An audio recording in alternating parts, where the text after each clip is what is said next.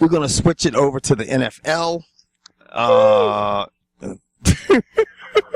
We're going to switch it over to the NFL, man. And there were some fucking exciting games this weekend, dude. I mean, and we're going to start. Now before I go on, guys, and I'll try to put annotations up with the games that have not been played, because this week, literally right now, kickoff just started between the Texans and the 49ers. And then the Chargers and Raiders game, which was originally scheduled to be at like 4:00 this evening, got moved to 11:35 Eastern time, which is on the West Coast is 8:00, but here it's like starting almost at midnight. So no one's going to be up on the East Coast watching that fucking game. Nay. And another reason we're doing this is so we can get these things out quicker to you guys, so we can get your comments back quicker to be a little more relevant. Yeah, so so you guys can so the shit's not old fucking news. Now let's start out with Drew Brees going to Chicago. People thought this would definitely be a game. You know what, man? This is the thing, man. The Saints are a sleeper. And I tell you what, at this point in time, I would go ahead. I'm gonna tell you right now, if that team goes 8-8, Sean Payton gets Coach of the Year. If that team wins more than 8 games, Sean Payton gets Coach of the Year. All they did was add him and that fucking dirty-looking porn star as a defensive coordinator. Those are the only 2 things they changed. That's it. That's it. But you know what? It's something about that combination with Drew Brees and Sean Payton together as a unit. It's like peanut butter and jelly. It's like peanut butter and jelly, shorty. You know what I'm saying? Like, you know what? It's kind of like Brady and Belichick up in New England. They just work good as a unit. I wouldn't use that one today. Yeah. But you know what, George? Do you remember what one of my upsets were, right? Yeah. Anyway, Saints beat the Bears 26-30. Let's move on to the Patriots-Bengals game. The Bengals. Yeah, let's. You want to know why? Because New Orleans is traveling to New England next week. New Orleans will be undefeated. New England, well, not so much. Yeah, New England's got to watch that fucking division, man, because there's some fucking teams in the AFC East that it's no joke.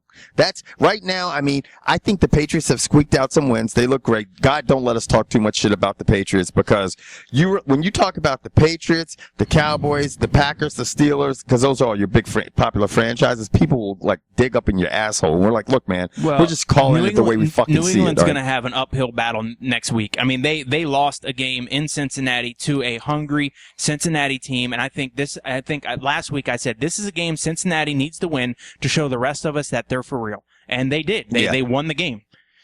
They proved that if you've got a good defense, you can really fuck the Patriots. So I'm going to tell you what they did, okay? And a lot of people aren't aware of this because it wasn't a televised game, not anywhere else in the country, but first of all, they stopped Tom Brady's TD streak. I don't know how many games. That shit was like 38 games. It was something crazy. Yeah, they stopped his streak because they only put up 2, It was something retarded. Something retarded. So that shit's done. I know Brady's mad as shit because that competitive motherfucker's probably fighting everybody in the locker room. Brady went 18 for 38 for 197 yards. When is the last time Brady went 18 for 38? Now, this is the first time where you're seeing Brady does not have his weapons. You know what I'm saying? He doesn't have his weapons. And this is sometimes the argument George and I always say about the difference between Brady and Manning. Brady's in the same system. He's got people. Manning has to get used to all these fucking new receivers. Come in, you learn a new system. Fucking 2 years ago they said we don't know if he's ever going to come back and play football anymore. Fucking the guy in Indianapolis, they're like, look, we got to let him go. Yeah, no we shit. Can't take a chance. And now look at him. What he's doing with a new offensive coordinator, new players around him. He's putting up fucking Hall of Fame numbers. That's why we say so much the difference between Brady and Manning. Tom Brady had a streak of 52 consecutive games with the touchdown pass. 52 consecutive games with the touchdown pass. That shit's over, done and over. And the Bengals was like, nah, today, homie. They're like, we're not having that shit. Now, well, who do you got in that game next week? With New Orleans traveling to New England. New Orleans has got to go outside and play in New England. And the weather, I don't know about you, but over here where I'm at, it's going to be a little bit rainy next weekend. I'm telling you, I don't think, I think what, Ryan is doing right now for the Saints defense is pretty good. You've got to have the right personnel to run some of these schemes, like some people want to, I think they're doing enough to get by, to hold people back. I think if they can do that, for right now, I think the Patriots, they just have no offense. No, and without Vince Wilfork in the middle of their defense, they're going to have a tough time stopping the run. You folks out there, take a look at New England's record without Vince Wilfork. He makes a world of difference on that team. I think New Orleans is going to get in Tom Brady's face. I think they're going to knock him down. He's going to get frustrated, start yelling at his players, and I got New Orleans winning this by 10. I agree with you, because I want you to name somebody. Name another player on the Patriots defense. Chandler Jones. Okay. It's that's the thing. When you don't have a crazy see now Brady has the kind of defenses that fucking Manning had in fucking Indianapolis all the years. Yeah, exactly. I'm being fucking serious, and people don't want to hear that if they're a New England fan. Tom Brady is fucking great. He's won I don't know how many fucking Super Bowls. He's awesome, but Eli Manning's won 2 Super Bowls. You think he's as good as fucking can we Peyton? talk about Eli Manning next? Yeah, let's talk about this. Let's just talk about the fucking let's talk about your team. You know what I'm saying? Now, Eli Manning's won 2 Super Bowls. Is he better than his brother? Fuck no. So let's talk about the Giants, okay? The Giants look horrendous today. Horrendous. They are a bad football team. They are an operation fuck Tom Coughlin in the butthole, because that's all they're doing with their play. That kid has thrown 12 interceptions. He threw 3 in the fourth quarter today. I think that bumps his total up to 6 or 7 in the fourth quarter. You can't win games like that. I look at it, when that ball gets snapped, it's like he's getting his line is fucking horrendous. He has no running game. He has no line. And his receivers just are dropping balls left and right. Because he can't even deliver them right. Like, you're not going to have a running game with a line like that, because the line is terrible. So you can't run. You don't even have time to get off a pass. Their offensive line is so fucked up. They're just done. I mean, you can't be a championship team. You can't make a playoff with a team like that. They just got to resalvage it and say, hey, you know what? Okay, enough about the Giants, because they have to go to Chicago next week, and they could be 0-6. They will be 0-6. Seriously, they have to play at Chicago. It's not looking good. Now, Philadelphia, on the other hand, they look good today. Vic took off and ran, and that's what I said. When Vic is feeling under pressure, instead of trying to make things work with his arm, he needs to make them work with his legs. The problem is, one of his hamstrings decided to quit. But have no fear, Nick Foles is here. Came in, made some pretty passes, made some interesting plays. Chip Kelly's on record saying, if Vic's healthy, he's our quarterback. Okay. It's a quarterback controversy. Because, the Eagles have won 1 game, and now they won a second game with Nick Foles coming in and winning it. And the bottom line is that Vic, he's a threat with his legs and stuff like that. But you and I both know at the end of the day, in the long term, that does not fucking win football games. No. You know what I mean? But Philly does travel to Tampa Bay next week, and you want to talk about a team with a quarterback controversy. They can't figure which ends up. They're doing anything. This might be the other team, and I hate to use the word sabotage, but might be just, tanking a game to try to get rid of their head coach, because I don't think anyone on that team likes that guy. No, but the bottom line is you don't like them when they're not winning. I mean, obviously Josh Freeman, who was the face of the franchise, he's gone. A year ago, he was playing incredible. People loved him, and now he's gone. Now, did the kid do some fucked up things? Absolutely. But he's gone. They're not winning. So you start to wonder, okay, you don't have a lot of faith in your coach when you're not winning. Now, if Greg Schiano, he was doing these things and they were winning, then the players are going to be behind them. But the last time he was winning was in Louisville, wasn't it? I think so. Yeah. I don't know. He ain't even winning in the pros, I'm speaking of not winning. The Lions had Drew just wrote snake eyes, and Calvin Johnson obviously was hurt, couldn't play, and couple that with the fact that the other receiver has a broken arm from trying to grab a pizza. The Packers found a way to easily get it done and beat them 22-9. Now, let's talk about another very interesting matchup. Well, Detroit has to go to Cleveland next week, and I'm going to tell you right now, if Detroit shows up and play like they did today, they're going to lose 2 in a row. Yeah. Green Bay, on the other hand, has to go to Baltimore, and Baltimore edged one out today against Miami, which appeared to be a really good game. Again, wow, I did not realize that. I thought Miami won that game. I didn't even pay attention to that score. No. Really? Yeah, Baltimore ended up winning that with a late field goal, and field goal might even have been in overtime. So you're looking at this week, and I'm looking at next week. So how about you tell me?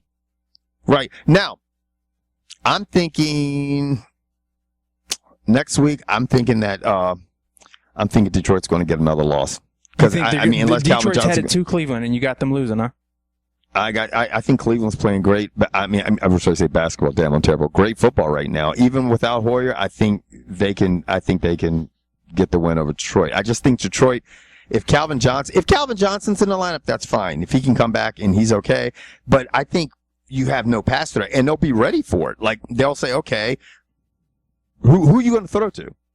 Who's a young, a Stafford? I mean, after a while, and then they could just put more in the box and put pressure on Stafford. I think it get really rough for him. And I think, look at what they put up against Green Bay today. Nothing, Right.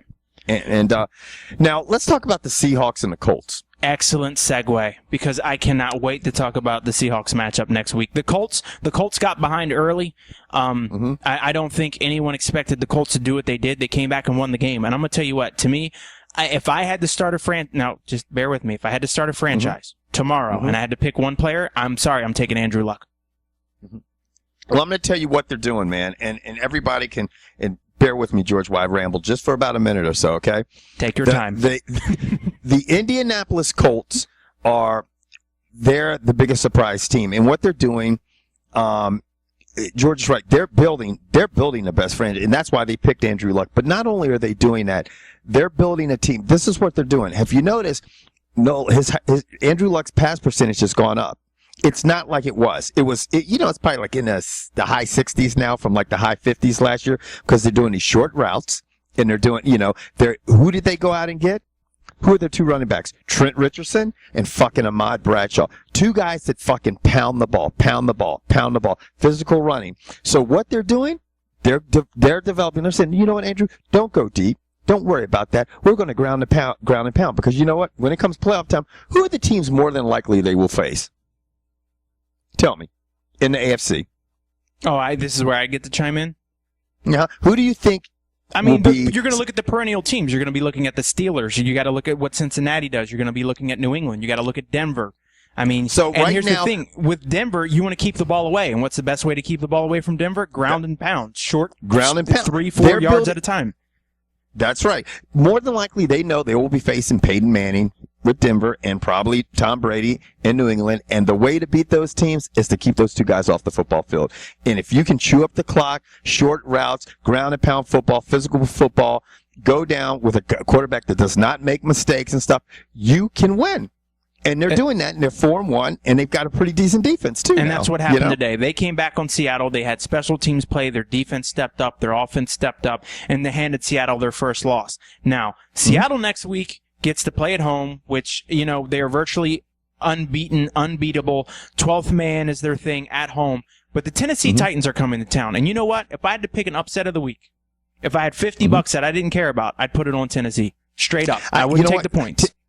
Tennessee's playing good defense this year, and I'm going to tell you what, it's hard to beat Seattle. Obviously, we know that, but I'm not so impressed. Seattle's defense, super impressive, but you saw today they had their problems, If Seattle's defense ever has problems, the Seahawks are going to, and there'll be Seahawks fans, give credit. Look, I'm giving you fucking credit. You're quarterback, but if you can't sit back and be honest with yourself and see that your defense is really keeping you in games, and it's your overall team because the defense is part of your team. But Russell Wilson was 15 for 31 today passing. Okay, he did some stuff with his feet, but he passed for 210 yards. There's really not a big passing game in Seattle right now at all. It's non-existent. You know what I mean? And if you can shut that down, if you can put a lot in the box and shut down the running game, you will fuck Seattle up. I mean, Seattle, I think Russell Wilson for the entire season has passed for maybe 1,100 yards. He's had like 200-yard games. Like, he's not putting up numbers like 20 for 28, 300 yards. He hasn't had a 300-yard passing game yet this season. So all right, if there's they fall 5 behind, more how games. do you win? 3 I'm going to touch on real quick. Cincinnati travels to Buffalo. That should be a win for Cincinnati next week. Oakland has the Kansas City. Kansas City beat Tennessee this week in a really good game, but I think Kansas City will still be undefeated even after next week playing Oakland. Carolina travels to Minnesota. Trust me, if you're not a fan of those two teams, you don't give a shit about that game. Now, Jacksonville travels to Denver, and I'm sure Denver's got to be at least a 3, maybe 4 touchdown favorite. I'm saying that conservatively, but because the show that we just got to watch between Denver and Dallas right now is the game of the year for me. It is the game. That game was so much fun to watch. But you know what? It was fun. I'm glad. But George, what did we say? And this is exactly what I said to George. And George and I both said this on the phone. Yep. We were like, this is going to be a great game. And now, hold on. Kevin and I were talking. All right, look, Dallas jumped out to a quick 14-0 lead. And then we watched Denver march right down the field, and Kevin called me. And he goes, did you just see what happened? I think Denver scored in maybe 5 or 6 plays. And we both said, yep. And then we both looked at each other and said to each other, what did we say, Kevin?